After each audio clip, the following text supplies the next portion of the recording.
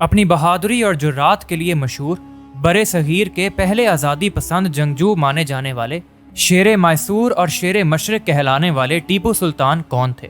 अस्सलामु अलैकुम नाज़रीन 1790 में कंपनी की अफवाज ने पेशकदमी करते हुए कोयटम्बर जिला के ज़्यादातर हिस्से पर कब्जा कर लिया। टीपू सुल्तान ने जवाबी हमला किया और ज़्यादातर इलाका दोबारा हासिल कर लिया। हालांकि अंग्रेज़ों ने खुद कोयटम्बर पर कब्जा जारी रखा। इसके बाद वो कर्नाटक में उतरे। आखिरकार पांडिचेरी पहुंच गए, जहां अंग्रेज़ों ने नाकामी के बगैर फ्रांसीसियों को तनाज़े में खींचने की कोशिश की। नाज़रीन 1791 में टीपू सुल्तान के मुखालफीन ने तमाम महाजों पर पेशकदमी की।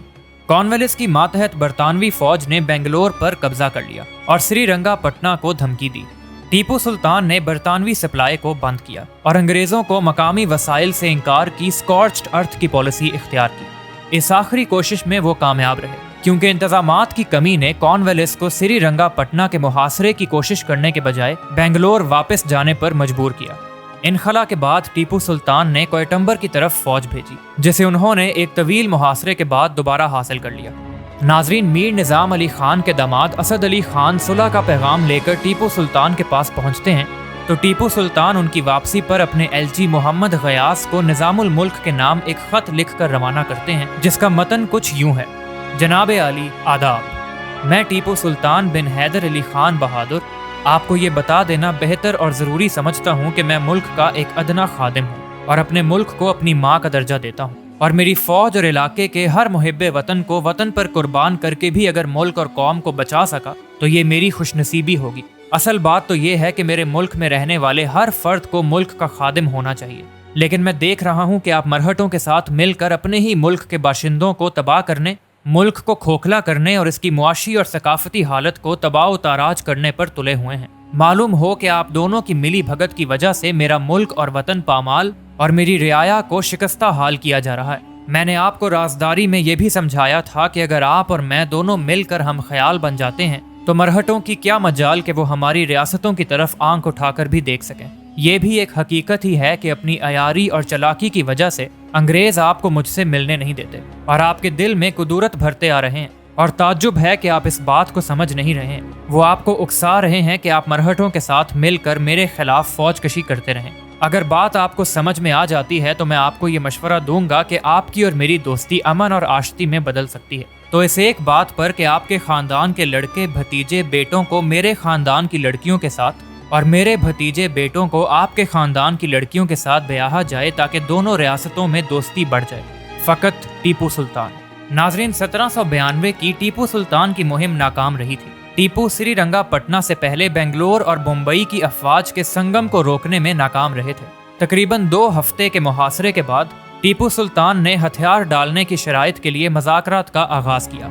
आने वाले मुआहदे में टीपू सुल्तान को अपने आधे इलाके इत्तेहादियों को देने पर मजबूर किया गया और उनके 2 बेटों को यरगमाल बनाकर उस वक्त तक ना दिया गया जब तक कि टीपू सुल्तान ने अंग्रेजों के खिलाफ मुहिम के लिए जंगी मुआवजे के तौर पर तयशुदा 3 करोड़ 30 लाख रुपए अदा ना कर दिए। टीपू सुल्तान ने ये रकम 2 किस्तों में अदा की और अपने बेटों को मद्रास से वापस ले लिया। नाजरीन 1794 में फ्रांसीसी रिपब्लिकन अफसरान के ताउन से टीपू सुल्तान ने मुबैना तौर पर मैसूर के जैकोबिन क्लब को जमहूरिया के कवानीन के मुताबिक कवानीन वज़ा करने में मदद की।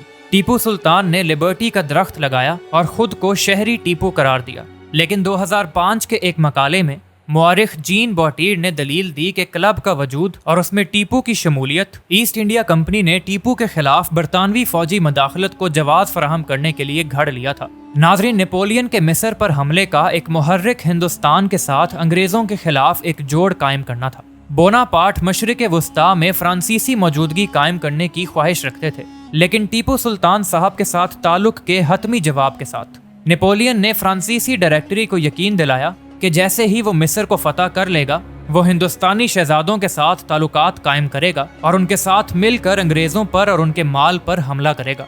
मिस्र पर कब्जा और किला बंदी करने के बाद हम टीपू सुल्तान की अफवाज में शामिल होने और अंग्रेजों को भगाने के लिए सुइस से 15,000 आदमियों की एक फौज हिंदुस्तान भेजेंगे।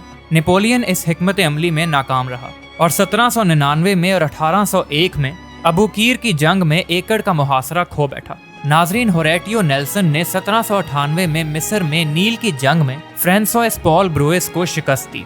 1799 में 3 फौजों ने मैसूर में कदम रखा, एक बम्बई से और 2 बरतानवी।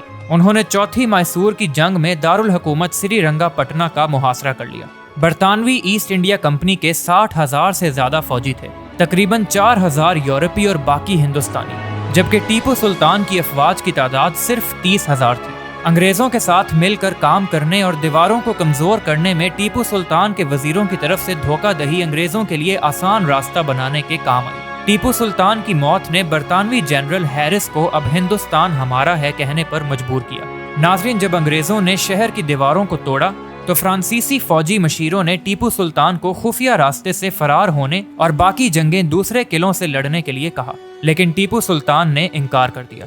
नाजरीन, टीपू सुल्तान को 4 मई 1799 में होली गेट वे पर कत्ल किया गया। कुरान की आयत पढ़ते हुए उनकी शहादत हुई। उन्हें अगली दोपहर गुमाज में अपने वालिद की कब्र के पास दफन किया गया। ब्रिटिश ईस्ट इंडिया कंपनी के बहुत से अरकान का ख्याल था कि कर्नाटक के नवाब उमदातुल उमरा ने जंग के दौरान टीपू सुल्तान को खुफिया तौर पर मदद फराहम की और 1799 के बाद उनकी माजूली का मुतालबा किया। साहब और कमरुद्दीन और मीर नदीम किला सेरिंगापटम के कमांडेंट के खयानत का वाकया, जैसा कि हसन ने बयान किया है, टीपू सुल्तान की हदायत की नाफरमानी से शुरू होता है। नाजरीन, जब टीपू सुल्तान का इंतकाल हुआ तो बरतानिया में खुशी की तकरीबात मनाई गईं। मुसन्निफीन, ड्रामा निगारों और मुसव्विरों ने उसे मनाने के लिए तख्लीकात तख्लीक की। टीपू सुल्तान की वफात पर बरतानिया में आम तातील के ऐलान के साथ जश्न मनाया गया। नाजरीन, अवाम की फलाह बहबूद के लिए टीपू सुल्तान ने अपने दौरे हुकूमत में एक नया कैलेंडर, नए सिक्के और 7 नए सरकारी महकमे मुतारिफ करवाए और रॉकेटरी के इस्तेमाल में फौजी इख्तियारात की। हिंदुस्तान के साबिक सदर डॉक्टर APJ अब्दुल कलाम ने टीपू सुल्तान को दुनिया के पहले जंगी रॉकेट का इख्तिरा करार दिया। उनमें से 2 रॉकेट जो अंग्रेजों ने श्रीरंगापटना में पकड़े थे, लंदन के रॉयल आर्टिलरी म्यूजियम में रखे गए थे। मुआरिख डॉक्टर कुरैशी के मुताबिक टीपू सुल्तान एक जबरदस्त जंगजू बादशाह थे और अपनी हरकत में इतने तेज थे कि दुश्मन को ऐसा लगता था कि वो बैक वक्त कई महाजों पर लड़ रहा है। टीपू सुल्तान जुनूब की तमाम छोटी छोटी सल्तनतों को जेर करने में कामयाब रहे थे। वो उन चंद हिंदुस्तानी हुक्मरानों में से एक थे जिन्होंने बरतानवी फौजों को शिकस्त दी थी। नाजरीन, टीपू सुल्तान के दौरे हुकूमत में की जाने वाली फलाह बहबूद के बारे में हम मजीद जानेंगे अगली वीडियो में। वीडियो को लाइक जरूर कीजिएगा और अगर आप हमारे चैनल पर पहली बार आए हैं तो चैनल को सब्सक्राइब जरूर कीजिएगा ताकि आपको हमारी आगे आने वाली वीडियो का बर वक्त नोटिफिकेशन मिल सके। मिलते हैं अगली वीडियो में, तब तक के लिए अल्लाह हाफिज।